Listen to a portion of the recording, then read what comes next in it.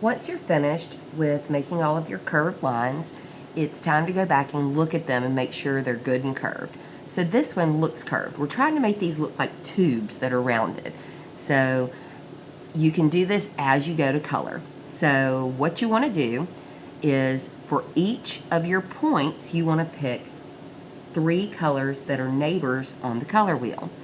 So I have my handy dandy colored pencils, and for this I think I'm going to use red, orange, and I may even dab into a little yellow.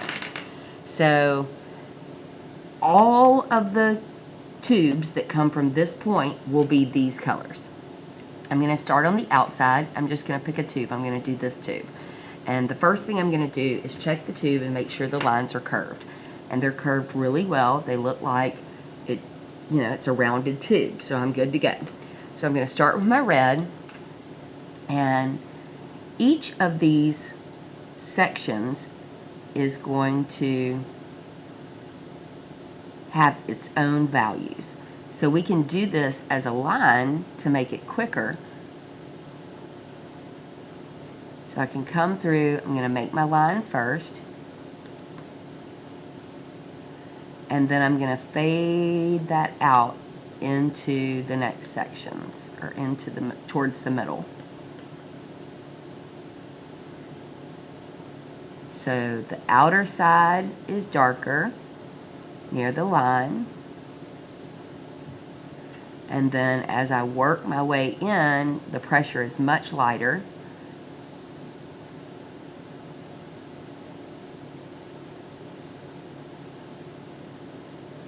Like so. Now I'm going to move to the next color on the color wheel, which is red orange. And I'm not going to go all the way to the line. I'm just going to start blending in to the red. So it's a fairly light pressure. The next color is orange.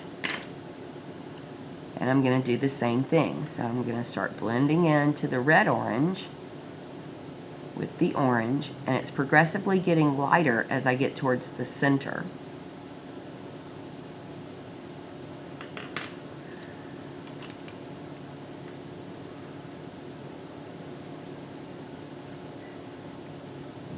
And I am going to put a little of my yellow in.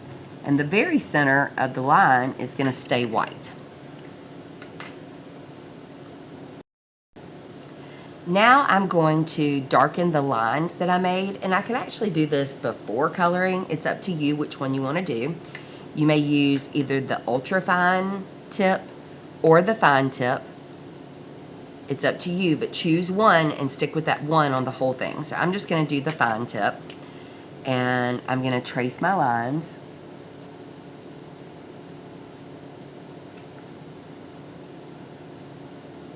You might want to put a paper under your paper to keep it from bleeding onto your table.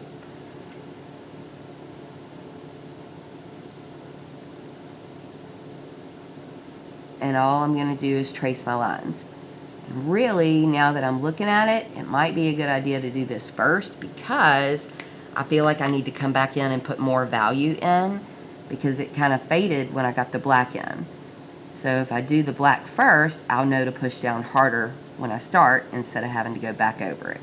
So I'm going to put some more red in, and we'll do one more tube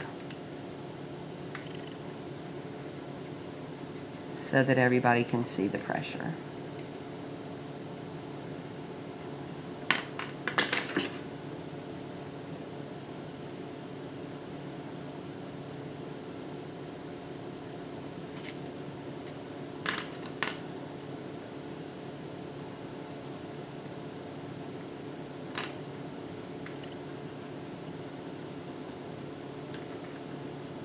Because you want the colors to be nice and bold. Okay, so like I said, every tube coming from this point is going to be these colors. So I'm going to do another tube. I'm going to do the one right next to it. Now, the first thing I have to do is look at my lines, and I already see that they're kind of wonky. So I'm going to make some adjustments before I start.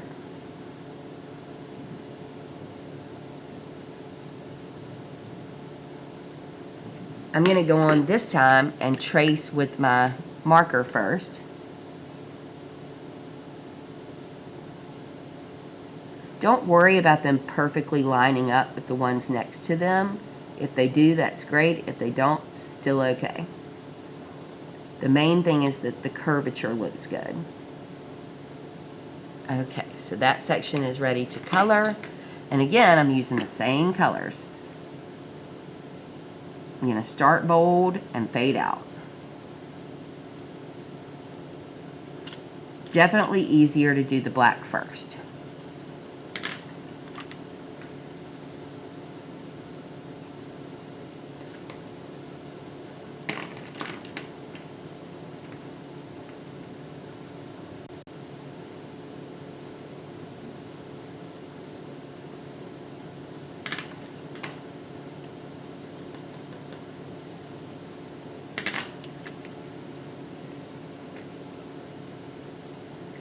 And I'm just going to keep following along. When I get to another point, I'll change colors.